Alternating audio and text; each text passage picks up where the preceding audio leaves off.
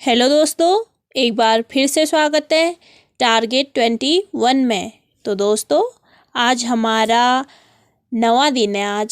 आज हमको हिंदी पढ़ते पढ़ते 9 दिन हो गए हैं और हमारा 21 डे का टारगेट था। तो 9 डेज कंप्लीट नहीं, आज 9वां दिन है।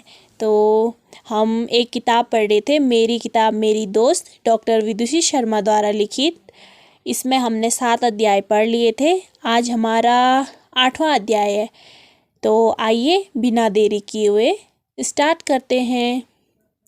अध्याय 8 नाम है अध्याय का, तनाव व अवसाद को कैसे रखें दूर।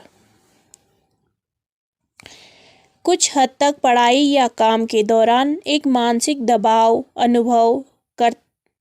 अनुभव करना सामान्य बात है। यदि हम अच्छा काम करने के लिए किसी तरह का कोई दबाव महसूस नहीं करेंगे तो शायद पूरी तरह बेपरवाह हो जाएंगे।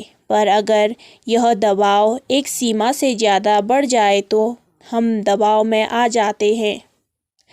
तब हम देखते हैं कि हम अपनी सोच पर कंट्रोल या नियंत्रण नहीं रख पाते, दिन भर परेशान रहते हैं और धीरे धीरे हमारा काम और हमारी सेहत दोनों पर इसका विपरीत असर पड़ता है। ख़ास तौर से अगर हम किशोरावस्था में परिवार से दूर रहे हैं और हम पर अच्छे नतीजे लाने का ज़्यादा दबाव है तो तनाव में आने की संभावना बढ़ जाती है। यह तनाव अगर ज़्यादा बढ़ जाए तो एक बेहद गंभीर मनोवैज्ञानिक समस्या बन सकता है।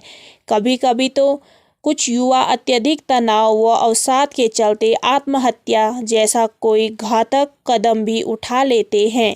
इस तरह का कदम न केवल इन युवाओं के लिए बल्कि उनके परिवार, उनके शिक्षण संस्थान और कभी-कभी उनके पूरे शहर के लिए भी एक बड़ी त्रासदी है। इसीलिए यह ज़रूरी है कि आप शुरू से ही अपने तनाव पर नियंत्रण रखना सीखें। पहला, तनाव सहने की सबकी अपनी अपनी क्षमता है। हम में से कुछ लोग स्वाभाविक रूप से ही दृढ़ निश्चयी व मजबूत होते हैं और कुछ लोग जल्दी तनाव में आ जाते हैं। यह सही है कि हम सबको अपनी मानसिक ताकत बढ़ानी चाहिए व मानसिक रूप से दृढ़ बनने की कोशिश करनी चाहिए। और इस पुस्तक का भी यही मकसद है, परंतु यह भी सच है कि हम सब की अपनी एक अलग शख्सियत है और हमें उसी के अनुरूप काम करना चाहिए। उदाहरण के तौर पर कुछ लोगों को देखकर लगता है मानो वो हर तरह के दबाव का मज़ा ले रहे हैं, तो लोग देर रात तक पार्टियां भी करते हैं, कई तरह का काम भी कर लेते हैं और प्रतिकूल परिस्थितियां होने पर भी तनाव में नहीं आते।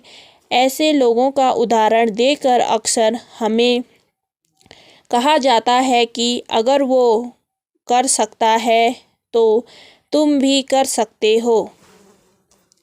प्रेरणा देने के लिए यह अच्छी बात है और हम सबको अपनी शारीरिक मानसिक क्षमताएं बढ़ानी चाहिए, पर फिर भी सब लोग एक जैसे नहीं हो सकते। दबाव व तनाव का एक बड़ा कारण यही है, वो कर सकता है तो तुम क्यों नहीं कर सकते, या उसके जैसा बन कर दिखाओ। हम दूसरों से प्रेरणा लेकर बेहतर बनने की पूरी कोशिश करें, पर ज़रूरी नहीं कि हम उनके जैसे बने। हमें सफलता की अपनी परिभाषा लिखनी है व उसे पाने की पूरी कोशिश करनी है।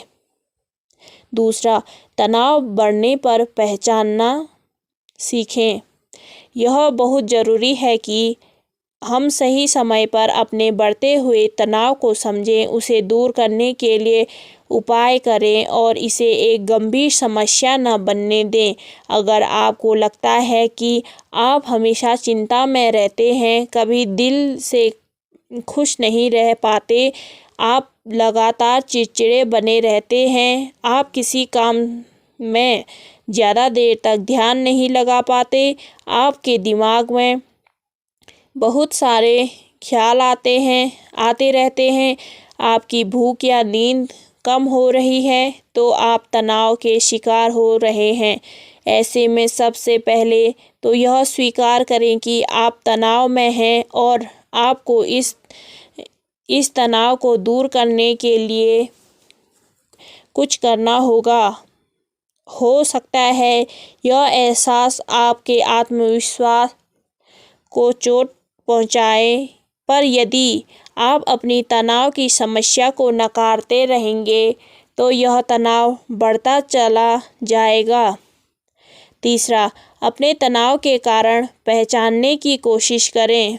कई बार हम किसी बदलाव के कारण तनाव में आते हैं, जैसे कि नई जगह, नए साथी, नई पढ़ाई, नए शिक्षक, नया काम, या फिर इसीलिए कि आपके काम या पढ़ाई का दबाव आपकी क्षमता से अधिक है, या आपकी खुद की या आपके परिवार की आपसे बहुत ज़्यादा उम्मीदें व अपेक्षाएं हैं, या आपके परिवार में समस्याएं हैं, या आप अकेला महसूस करते हैं, या आपको कोई गलत काम करने का पछतावा है, या आपको आर्थिक परेशानियां हैं।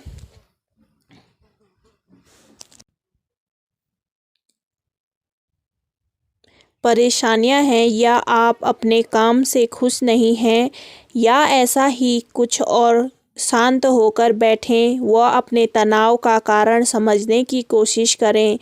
एक बार आपको अपने तनाव का कोई कारण समझ में आता है तो उसे यथासंभव हल करने की कोशिश करें व अपने करीबी लोगों से उसके बारे में चर्चा करें। उदाहरण के तौर पर, यदि आर्थिक समस्याएं हैं तो अपना बजट बनाएं, अपनी आर्थिक स्थिति बेहतर बनाने के उपाय ढूंढें। यदि आपको नया काम पसंद नहीं आ रहा है तो अपने कार्य क्षेत्र में बात कर या तो स्वयं को उस काम में बेहतर बनाएं या कार्य बदलने की कोशिश करें। ऐसे लोगों से मदद लेने की कोशिश करें जो उस विषय के बारे में जानते हों व आपको उचित सलाह दे सकें। स्कूल, कॉलेजों व कोचिंग संस्थानों में आजकल काउंसलर भी हैं और इसी तरह के काम कुछ सरकारी व गैर सरकारी संस्थाएं भी करती हैं। उनसे मदद व परामर्श लेने में न हिचकिचाएं। चौथा, सेहत पर ध्यान दें। यह तो हम सब जानते हैं कि हमारा दिमाग तभी अच्छा काम करेगा जब हमारा शरीर स्वस्थ होगा। तो अपनी सेहत का ध्यान रखें। शारीरिक गतिविधि, व्यायाम, अच्छा व पौष्टिक आहार आदि सेहत के लिए जरूरी है। पांचवा, योग व निद्रा। कई शोधकर्ताओं ने इस बात की पुष्टि की है कि योग व प्राणायाम से हमें शारीरिक व मानसिक दोनों तरह से फायदा होता है। तनाव, अवसाद आदि की संभावना कम होती है।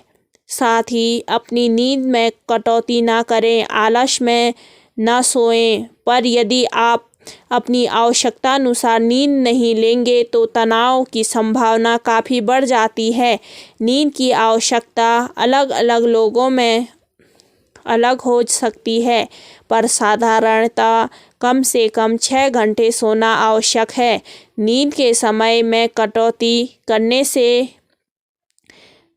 से आप ज़्यादा पढ़ाई या काम नहीं कर पाएंगे, बल्कि आपकी कार्य क्षमता कम होगी व आपको वही काम करने में ज़्यादा समय लगेगा।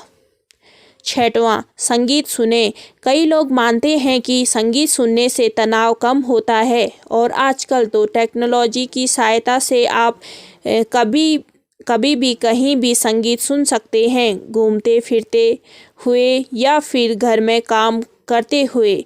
अगर आप कुछ देर शांत बैठकर संगीत सुन सकें तो इससे तनाव दूर करने में और सहायता मिलेगी। यदि आपको संगीत की जगह कोई अन्य शौक हो जैसे पेंटिंग आदि तो कुछ समय उसमें बिताने से भी आप बेहतर महसूस करेंगे।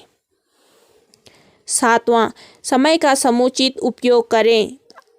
अब आप में से कुछ लोग सोचेंगे कि एक तो काम या पढ़ाई के लिए ही पर्याप्त समय नहीं है, ऊपर से पूरी नींद, व्यायाम, योग, ध्यान, शौक सब करने बैठ गए तो पढ़ाई चौपट ही हो जाएगी या हमारा काम और भी कम हो जाएगा। इसके लिए ज़रूरी है कि आप टाइम मैनेजमेंट सीखें और इसका सबसे बढ़िया तरीका है दिन भर के कार्य की रूपरेखा या शेड्यूल बनाना, जिसके बारे में हम पहले भी चर्चा कर चुके हैं।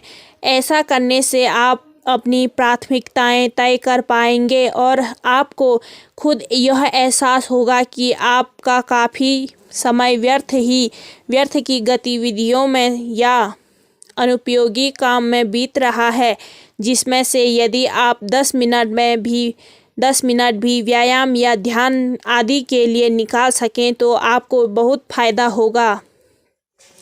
इसके अतिरिक्त यह तथ्य शोध द्वारा प्रमाणित है कि हम सब की मानसिक क्षमता व उत्पादकता दिन भर एक जैसी नहीं रहती। उदाहरण के तौर पर कुछ लोग दोपहर को कम एकाग्रता से पढ़ाई या काम कर पाते हैं तो कुछ लोग रात को अपने ऑफिस या कॉलेज आदि के बाहर के समय को इस जानकारी के हिसाब से उपयोग करें।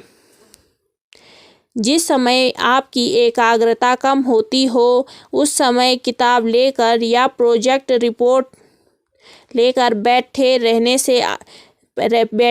से भी आप ज़्यादा कुछ नहीं कर पाएंगे।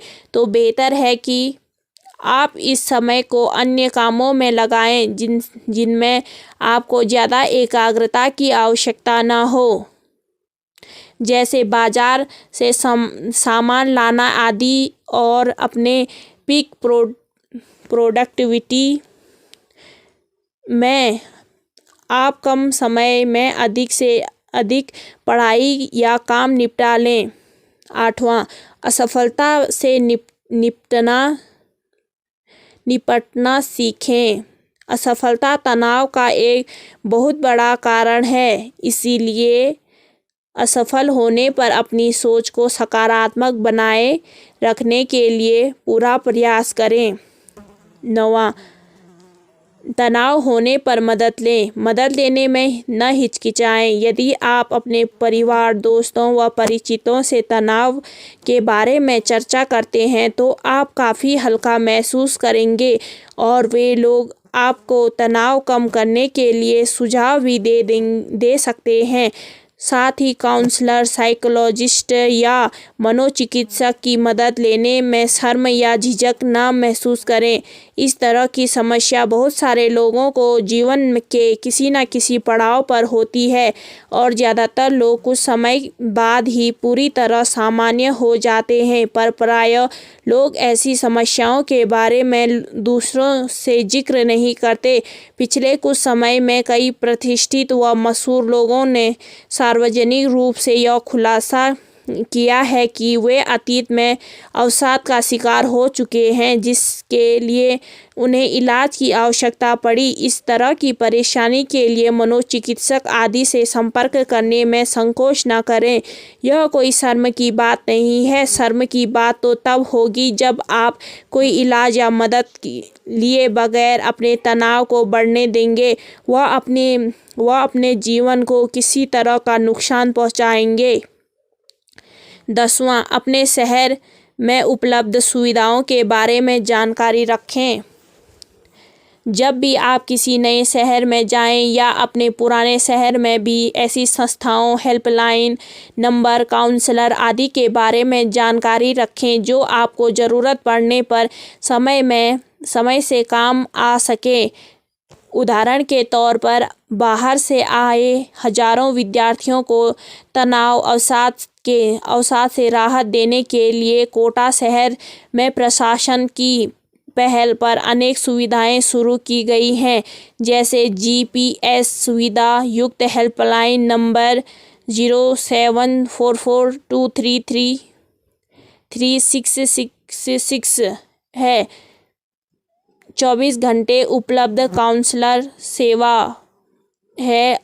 आर्ट ऑफ लिविंग व ईशा फाउंडेशन जैसे स्वयंसेवी संगठनों की योग व ध्यान कक्षाएं हैं। जब भी आप नए शहर में आएं, ऐसी सुविधाओं के बारे में जानकारी प्राप्त करें व लिख कर रखें। हो सकता है कि आपको इनकी कभी ज़रूरत ना पड़े, पर यदि आप अपने किसी दोस्त को ज़रूरत पड़ने पर इनकी जानकारी दे सकें तो शायद आप एक युवा ज़िंदगी को आत्महत्या जैसा गलत कदम उठाने से बचा सकें और कभी-कभी वो ज़िंदगी आप में से किसी की खुद की ज़िंदगी भी हो सकती है। काम या पढ़ाई को लेकर मानसिक दबाव महसूस करना सामान्य बात है, पर यदि यह दबाव एक सीमा से अधिक बढ़कर तनाव पैदा करे, आपकी दिनचर्या को प्रभावित करे व आप हमें